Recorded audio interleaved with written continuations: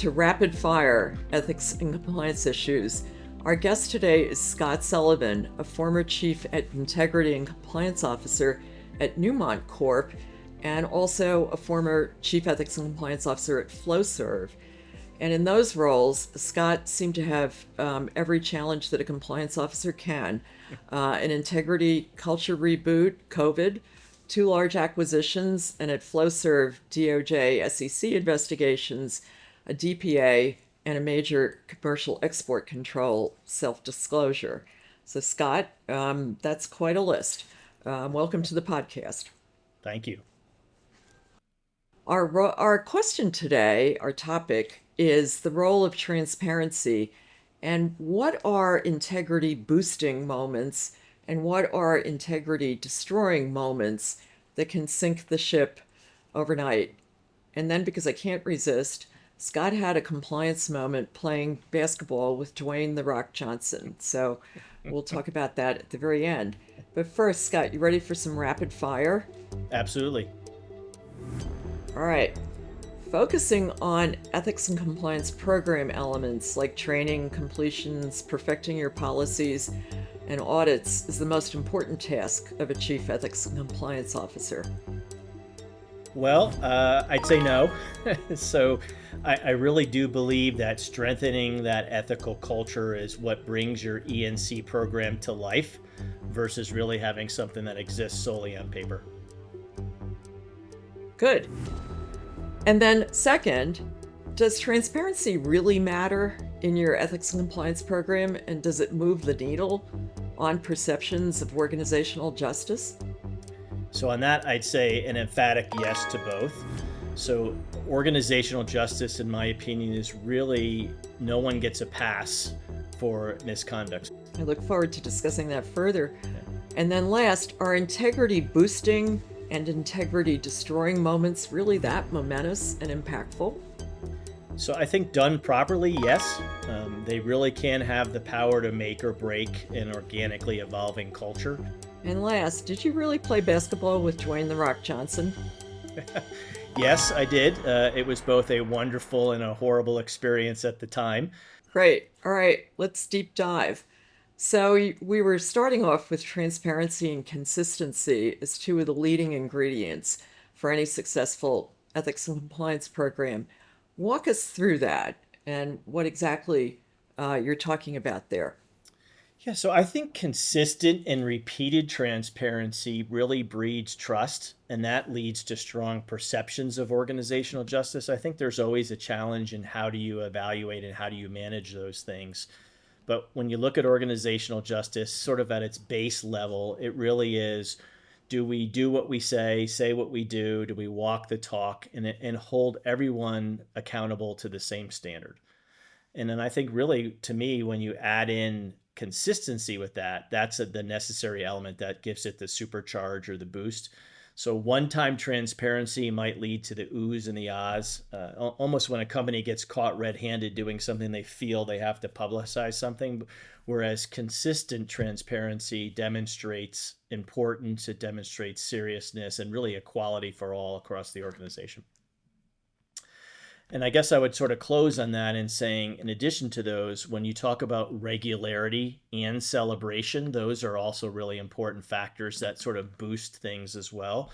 So if you do quarterly or monthly or semi-annual publications that really lift up the hood into what many would call the proverbial ethics and compliance black hole, or you do annual integrity awards where you're recognizing and reinforcing positive achievements and positive ethical actions, that can really go a long way. And it can't be superficial stuff. It has to be genuine and authentic.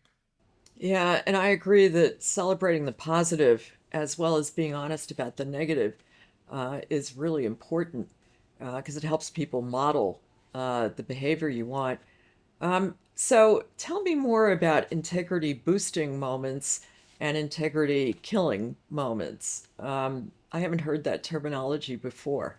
Yeah, I think it's a great one. There's maybe borrowing or adjusting a Warren Buffett quote. It takes a year to, so it takes years to build an integrity culture, and it can take 5 minutes or 5 seconds to ruin it. I think one of the most attractive pieces about this concept is integrity boosting tools, they're not expensive and they're not complicated. So once you have leadership alignment, which you should absolutely not assume, so you've got to do the heavy lifting and the groundwork to get that done, the recipe really is fairly simple. It's find a good example, exploit it in a good, positive way, repeat it. Again, the repetition is really, really important, and then publicize it. And you often see really, really positive results on that front, which is more and better reporting. You'll see people discussing things in the hallways. So they're asking questions before acting, talking about it with one another. Does this align with our organization's culture and approach? And I think you, from a human resources perspective or a people perspective, you will see people's careers end up being saved, salvaged, or rehabilitated versus the proverbial person gets terminated and pushed out the door. That's really good. Let's turn to the positive side of that, of modeling positive behavior, I think is really important as well. Let's turn to the integrity destroying moments. Somewhat self-explanatory and not unexpected. The cost and damage to that can really be incalculable in many instances. So you could see a loss in employee morale. You'll see decreased reporting, riskier behavior and decision making, and then ultimately you often see increased misconduct, which no one wants. Exactly. So give us some examples, if you don't mind. Yeah. So on the boosting front, I think, as I mentioned earlier, one of the essential precursors is getting the CEO and getting the executive leadership team to be aligned and support that sort of concept of an integrity culture reset.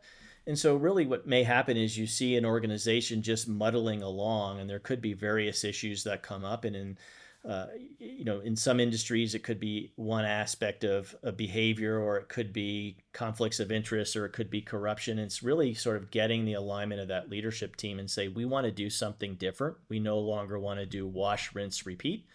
So it takes a lot of courage. One of the best examples I had is a former CEO of mine made transparency and stamping out in the mining industry what we called abusive behavior as part of his personal and professional legacy. So when you have that power of the CEO behind things and tagged to his or her legacy, really, really powerful opportunity to reset the culture and take it to new heights. Yeah, that's a great example of really good tone at the top and very deliberate action in support of it. And maybe at the micro level, just another example from my career, I had a situation where in challenging economic times, an employee discovered a potential contractual error that, had he and the company remained silent, could have resulted in a very significant amount of savings. Internal discussions happen. Nope, this is not who we are. We're going to disclose this in full to our supplier partner. So he does that, and with the full backing of the organization and leadership of the company at the time, the supplier was so shocked and appreciative that they waived the charge in light of the integrity position that he and the company had took. So again, you don't often get great results from a compliance or integrity moment, but then you leverage the heck out of this. This is how we want to operate. This is how we do business as an organization. And that's a great example of something tangible and concrete that happened and then was used to model that type of full integrity approach going forward. And let's just touch on integrity destroyers a little bit too. I mean, what do they look like? Probably the most common general one is inconsistency. So when you allow the proverbial Rainmaker to get away with misconduct, that concept of organizational justice can be destroyed overnight. So people start to see the microcultures and the signals that are being sent, do as we say, not as we do, those types of situations. So when you have statements or actions of senior leaders that are really inconsistent what they are preaching to the masses or what they're asking others to do, that is really damaging and caustic to the organization. And I always have said it just takes one offhanded remark to really eviscerate a culture of integrity. And that's kind of the Warren Buffett quotation again. It's you got to be really, really careful and make sure you're consistently and repeatedly walking the walk. Yeah, it's sad but true. And the corrosive impact of that it seems to spread like wildfire through an organization. But well, that's a very helpful framing. of the approach that an effective chief ethics and compliance officer can take. And as you say, it's free. It doesn't involve having to get budget. But let's close, I can't resist, with your Hollywood compliance moment of playing basketball with Dwayne "The Rock" Johnson. I love that story. Sure. So maybe I'd characterize this one as a cold take instead of a hot take. So this takes me back to when I was about 11 years old. So I was playing in a local league with Dwayne "The Rock" Johnson and Scott Burrell. And Scott Burrell was actually a 3-star sport. He played baseball, basketball, football. He ended up playing in the NBA, won a championship with Michael Jordan. So really, they were there to see him. At the time, Dwayne was sort of that uncoordinated, gentle giant, massive and everything. And so I'm pretty much the bench warmer. This team was an elite team at that age, and the gym was packed, probably 3 times capacity. And it's shortly before halftime, and I'm on the bench, and the coach calls me, "Go in." And I was sort of shocked and surprised, so I raced in, come right across the half court mark, and there's Dwayne battling for a rebound, sort of knocking things all over the place. And so I caught the rebound.